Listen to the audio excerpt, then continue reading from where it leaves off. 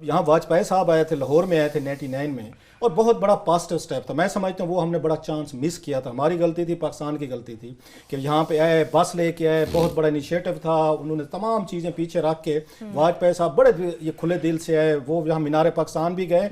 यहाँ तक आज हमें कहा जाता है भारत पाकिस्तान को एक्सेप्ट नहीं करता, मैं आज मीनार पाकिस्तान पे कह रहा हूँ हमने दिल से आपको एक्सेप्ट किया। उससे बड़ा अच्छा डिक्लेरेशन आया जो आना चाहिए था, और बड़ी अच्छी किस्म की बातें भी हुई थी, गुड फील फैक्टर। हमें ये लगा पहली दफ़ा 65 के बाद कि शायद दोनों मुल्क जो हैं अब अपने मसले हल कर लेंगे। उसके बाद कारगिल हुआ अनफॉर्चुनेटली, और कारगिल के बाद तो साहब ज़रा एक इंडियन का बनती थी कंप्लेंट कि हमारा प्राइम मिनिस्टर आपके पास गया है, आपके साथ कमिटमेंट्स किए हैं, हम उसको मसले को हल करने की तरफ जा रहे हैं। डिक्लेरेशन साइन हुआ और जनरल मुशर्रफ साहब जो हैं वो कारगिल की चोटियों पर चढ़ गए। वो जो कुछ बाद में हुआ वो हमारे सामने, हमारा कसूर था, मैं मानता हूँ, एटलीस्ट मतलब हमें यह एहसास है कि हमें मौका ज़ाया नहीं करना चाहिए। वहाँ से वो ब्रीच ऑफ, वो क्राइसिस ऑफ कॉन्फिडेंस आया। ये फील किया इंडियंस ने कि पाकिस्तानी प्राइम मिनिस्टर वो कितना ही बेचारा हमारे साथ सिंसियर ना हो बात करने में, जब तक फौज उसके साथ वन पेज पे नहीं होगी तो पाकिस्तान के साथ बात नहीं हो सकती। बेनज़ीर भुट्टो ने कोशिश की थी, वहां पे राजीव साहब आए थे, गांधी साहब 89 में आए थे, उन्होंने बेनज़ीर भुट्टो साहबा को, उस वक्त की जो हमारी स्टैब्लिशमेंट थी, General Aslam Baig and company थे, उन्होंने उनको सिक्योरिटी रिस्क करार दे दिया कि ये बात क्यों कर रहे हैं इंडिया के साथ, क्यों यहाँ पे हो रही है।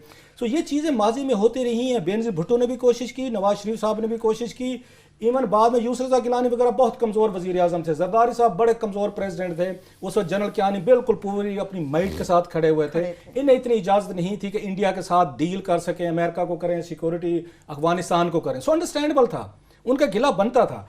अब क्या है, अब एक प्राइम मिनिस्टर आया है और उसको वो मजाक उड़ाते, जो मेरे लिए समझ की बात नहीं कि अगर पाकिस्तान ने ग्रेजुएट किया, हमारी आर्मी एस्टेब्लिशमेंट जो है एक पॉलिटिकल प्राइम मिनिस्टर की बात सुनती है, उसको इज्जत देती है, उसको वहां पे जाके उसको ब्रीफिंग देते हैं, सैल्यूट करते हैं, गार्ड ऑफ ऑनर देते हैं, तो वो कहते हैं नहीं हम तो उनसे, वो GHQ जो है वो हमसे बात करे या GHQ ज्यादा है।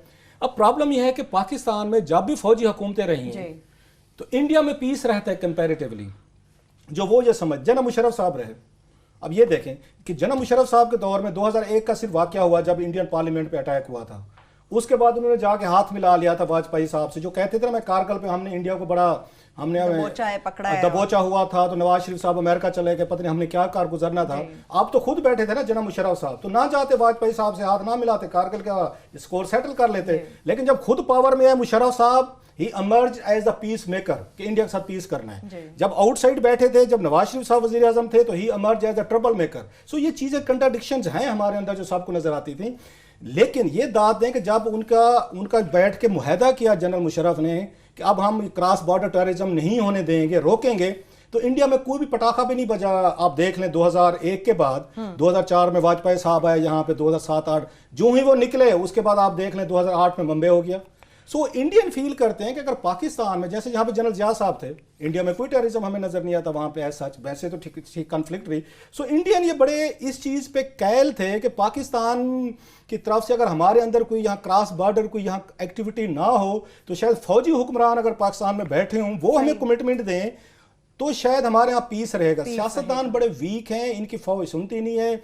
ये अगर नवाज शरीफ की तरह या बेनजीर की तरह हमसे कोई कमिटमेंट कर भी लेना तो इनकी सुनता कोई नहीं है, घर में कोई नहीं सुनता। So they always look towards Pakistani GHQ।